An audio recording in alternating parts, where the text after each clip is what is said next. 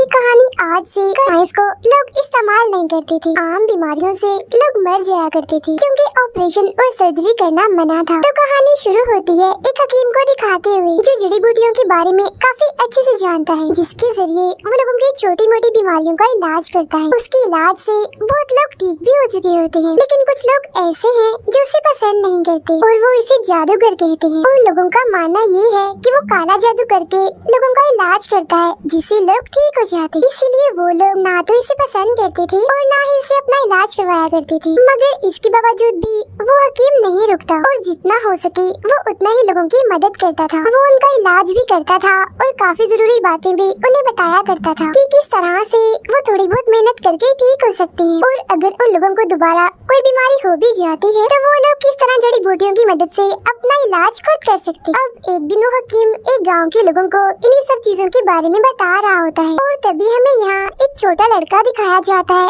जिसका नाम रोब होता है, जो हकीम की इन बातों को बड़े गौर से सुन रहा था। उसे तजस्सुस भी हो रहा था इन सब के बारे में। उसकी बातें सुनने के बाद वो अपने घर के लिए निकल जाता है। उसके घर पहुँचने पर हम देखते हैं कि रोब की फैमिली काफी गरीब है, जहाँ वो अपनी मॉम और 2 बहन भाइयों के साथ रहता है। यहाँ पर हम ये भी जान पाते हैं कि रोब की मॉम काफी बीमार है, मगर उन्हें क्या बीमारी है इस बारे में वो नहीं जानती। लेकिन आज रात रोब देखता है कि उसकी मॉम की तबीयत बहुत ज्यादा ही खराब हो रही है। फिर वो जैसे ही अपनी मॉम के दिल पर हाथ रखता है तो उसे बड़ा ही अजीब सा महसूस होता है, जिस वजह से वो परेशान हो गया था और डर भी जाता है। अब इन हालात में उसे कुछ भी समझ नहीं आती कि वो क्या करे। तो तब अचानक से उसे उस हकीम का ख्याल आता है। वो फौरन भागकर उसके पास जाता है। वो उसे अपनी मॉम की खराब हालत के बारे में बताता है, जिस वजह से वो हकीम फौरन ही उसके साथ चल पड़ता है। जब वो दोनों घर वापस आते हैं तो गाँव के बहुत सारे लोग पहले से ही उनके घर पर जमा थे, जो उस हकीम को इलाज करने नहीं देते, जिस वजह से रोब की मॉम की तकलीफ काफी बढ़ जाती है और मौके पर ही उनकी मौत हो जाती है। अब यहाँ हमें उसकी मॉम की बीमारी का पता चलता है। उन्हें अपेंडिक्स हुआ था, जिसके बारे में उस जमाने में लोग नहीं जानते थे। फिर अगले दिन रोब की बहन भाइयों को गाँव वाले अपने साथ ले जाते हैं अपने नौकर बनाकर, जिससे अब यहाँ पर रोब बिल्कुल अकेला रह गया था। उसे अपनी मॉम के गुजर जाने का भी काफी दुख था, इसीलिए वो उस हकीम के साथ जाने का फैसला करता है। तब हकीम भी मान जाता है क्योंकि उसे भी इस चीज से कोई एतराज नहीं था। जिसके बाद वो दोनों अपने सफर पर निकल जाते हैं। यहाँ पर हमें पता चलता है कि हकीम का कोई एक ठिकाना, कोई एक घर नहीं है। वो कभी एक गांव जाता है तो कभी दूसरे गांव। तो अब इस तरह से वो लोग इधर से उधर जाकर लोगों का इलाज करने लगते हैं। अब ऐसे करते करते काफी साल गुजर जाते हैं, जहाँ रोब अब बड़ा हो गया था और वो आज भी अपेंडिक्स का इलाज ही ढूंढ रहा होता है। यानी जिस वजह से उसकी मॉम की मौत हुई थी। वो चाहता था कि जो उसकी मॉम के साथ हुआ वो किसी और के साथ ना हो और वो कैसे भी करके इस बीमारी का इलाज ढूंढे। लेकिन यहाँ पर वो हकीम भी अभी तक इस बीमारी का इलाज नहीं ढूंढ पाया। वो जड़ी बूटियों से लोगों का बस बाहरी इलाज ही करता था, जिसके अंदर क्या है, वो कैसे काम करता है, इस बारे में वो नहीं जानता था। Remember boys, the more painful the treat. ऐसे एक दिन एक आदमी का इलाज करते हुए जैसे रोब उसके दिल पर हाथ लगाता है तो उसे दोबारा से अजीब सा महसूस होने लगता है। उसे बिल्कुल वैसा ही महसूस हो रहा था जैसा उसे तब महसूस हुआ था जब उसकी मॉम की मौत हुई थी, जिस वजह से वो एक बार फिर डर जाता है और बाद में हकीम से कहता है कि मैं जानता हूँ ये आदमी आज रात मर जाएगा। तब होता भी बिल्कुल ऐसा ही है, रात को ही वो आदमी मर जाता है। तो इससे हम ये बात समझ पाते हैं कि रोब के पास ही खूबी है कि वो आने वाली मौत को देख सकता है। पहली बार उसने अपनी मॉम के लिए भी बिल्कुल ऐसा ही महसूस किया था, तभी तो वो घबरा गया था। हकीम भी रोब की इस खूबी की वजह से काफी हैरान था। पर अब गाँव के लोग इस आदमी की मौत का जिम्मेदार रोब और हकीम को समझते हैं और इन पर इल्जाम लगाते हैं कि इन्हीं के इलाज की वजह से उस आदमी की मौत हुई। इसीलिए वो इन दोनों को मार मार कर अपने गांव से निकाल देते हैं। इसी बीच हकीम को मोतिया हो जाता है, यानी आंखों की एक बीमारी जिसे अब उसे दिखाई नहीं दे रहा था और उस जमाने में इसका भी कोई इलाज नहीं था। मगर रात को कुछ लोगों से इन्हें पता चलता है कि एक डॉक्टर जो ज्यूस है उसके पास इस बीमारी का 100% इलाज है। तो अब ये लोग उस डॉक्टर के पास जाने के लिए निकल जाते हैं, जहाँ वो डॉक्टर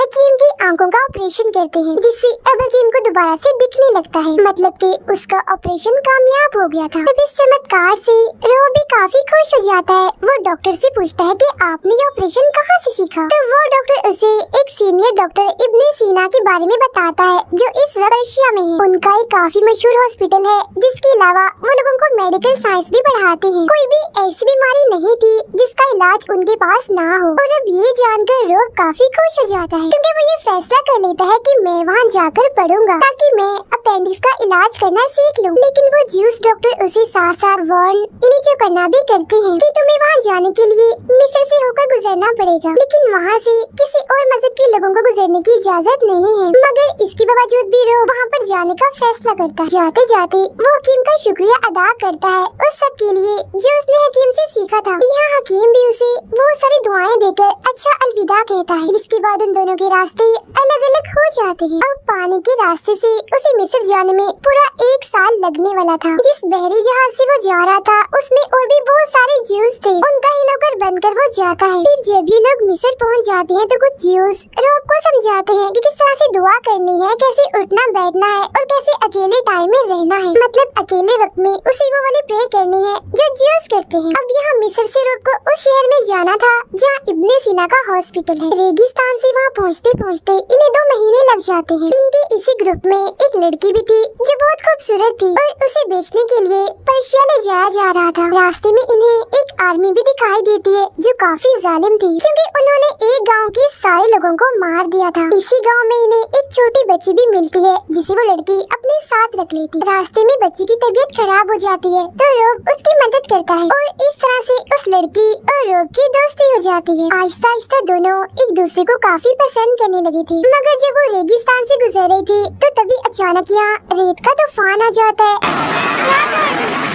जिससे वो दोनों अलग अलग हो जाते हैं। फिर जैसे ही तूफान रुकता है तो वहाँ सिर्फ अकेला रोब था क्योंकि बाकी सब लोग मारे गए थे। तो अब वो अकेला ही उस शहर में पहुँच जाता है जहाँ इब्ने सीना का हॉस्पिटल है। ये शहर दरअसल मुसलमानों के एक राजा का था। अब रोब इस गंदी हालत में जैसे तैसे करके उस हॉस्पिटल में चला जाता है, मगर उसकी हालत देखकर वहाँ के लोग उसे मारते हैं और उसे वहाँ से भगा दिया जाता है। फिर जब एक आदमी उसे बेहोशी की हालत में देखता है तो वो रोब को इस हॉस्पिटल में दाखिल कर लेता है। अब जैसे रोब को होश आती है तो उसे अपने चोटों में जरा भी दर्द नहीं हो रही थी, इसीलिए वो अपने पास में खड़े हुए आदमी से पूछता है कि आपने मुझे कौन सी दवाई दी है, क्योंकि मैं काफी जख्मी था मगर अब मुझे मेरी चोटों का एहसास नहीं हो रहा कि मुझे कुछ हुआ भी था। तब यहाँ बातों ही बातों में रोब उस आदमी को बताता है कि मुझे भी मेडिकल साइंस पढ़नी है, लोगों का इलाज करना सीखना है ताकि मैं फिजिशियन बन सकूं या कोई हकीम या फिर छोटा मोटा डॉक्टर ही सही। फिर अगले दिन रोब को सीधा क्लास में ले जाया जाता है जहाँ पहुँचकर उसे ये बात पता चलती है कि जिस आदमी से वो कल बातें कर रहा था वो और कोई नहीं बल्कि इब्ने सीना ही है, जहाँ वो अपनी क्लास में फिजिक्स,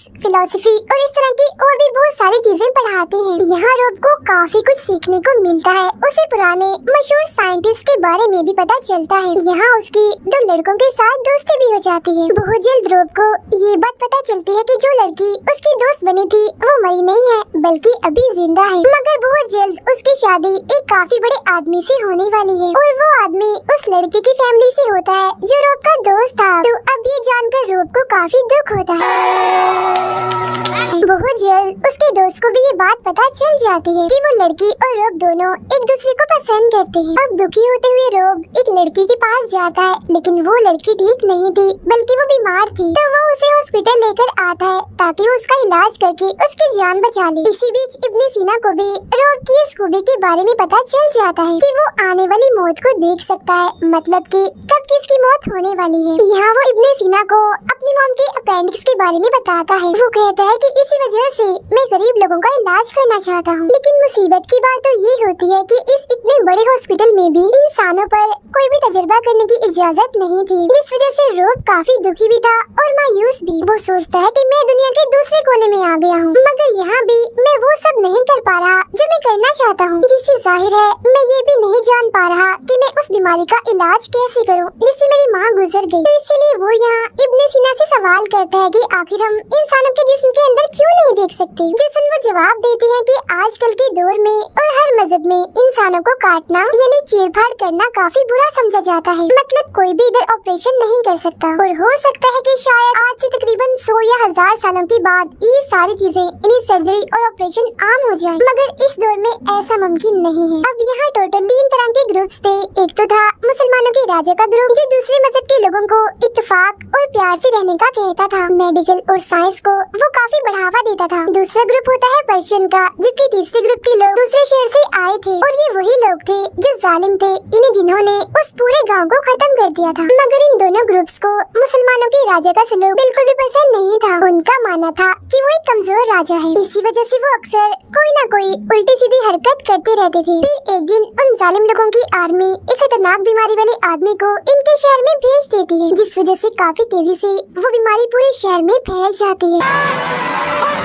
अब जो अमीर लोग थे वो तो इस शहर से भाग गए थे, जिनमें उस लड़की का हस्बैंड भी शामिल था। वो लड़की भी इस बीमारी का शिकार होकर अपने घर में पड़ी थी। अब शहर की ये हालत देखकर इब्ने सीना के स्टूडेंट्स सारे गरीब और बीमार लोगों को ठीक करने में लग जाते हैं। अब जो लोग इस बीमारी का शिकार हुए थे उनके जिस्म पर काले रंग के निशान थे, जो देखकर रोब मशवरा देता है कि हमें सर्जरी करके इन काले निशानों की जो जड़ें हैं उन्हें ही निकाल देना चाहिए। लेकिन क्योंकि सर्जरी ऑपरेशन की इजाजत नहीं थी, इसलिए ऐसा नहीं किया जाता और अब देखते ही देखते हजारों की तादाद में लोग मरने लगते हैं। लेकिन अब क्योंकि रोब काफी समझदार था, इसीलिए उसे ये बात पता चल जाती है कि ये बीमारी इतनी तेजी से चूहों की वजह से फैल रही है। तो अब ये लोग चूहों को मारने वाला जहर बनाते हैं, जिससे शहर के सभी चूहों को मार दिया जाता है और जितने भी लोग बचे थे उन्हें कुछ नहीं होता। जिसके बाद अब देखते ही देखते इनकी दवाइयों से लोग ठीक होने लगते हैं। वो लड़की भी मौत के मुंह से वापस आती है, क्योंकि बाल बाल उसकी जान बचती है, जो देख रोब भी काफी खुश हो जाता है। पूरे शहर की हालत भी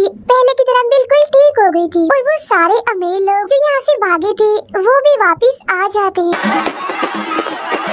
जिनमें उस लड़की का हस्बैंड भी शामिल था। कुछ वक्त के बाद उस हॉस्पिटल में अपेंडिक्स का एक मरीज आता है, मगर ऑपरेशन न होने की वजह से वो बेचारा दर्द में तड़पता तड़पता ही मर जाता है। लेकिन उस इंसान के मरने से पहले ही रोब उसे ये इजाजत ले चुका होता है कि मरने के बाद क्या मैं आपका ऑपरेशन कर सकता हूँ। तो तब इस बात के लिए उस आदमी ने हाँ कर दी होती है। अब क्योंकि यही वो बीमारी थी जो बार बार उसे परेशान कर रही थी, इसीलिए वो बगैर किसी की इजाजत लिए उस आदमी की लाश का ऑपरेशन करने लगता है। हालांकि उसे काफी डर लग रहा था, मगर वो फिर भी उस लाश की चीर-फाड़ करके उसे देखने लगता है। वो उसके दिल को अपने हाथ में रखता है और देखता है कि आखिर ये काम कैसे करता है। जिस्म के सारे हिस्सों की वो एक ड्राइंग बना लेता है ताकि बाद में ये उसके काम आ सके। यहाँ उसे अपेंडिक्स के बारे में भी पता चल जाता है कि आखिर ये होते कहाँ पर है और उसे कैसे निकाला जा सकता है ये भी। मगर यहाँ के कुछ लोगों को उसकी इस हरकत के बारे में पता चल चुका था, इसीलिए वो रोब और इब्ने सीना को पर्शियन के लीडर के पास ले जाते हैं, जहाँ इन दोनों को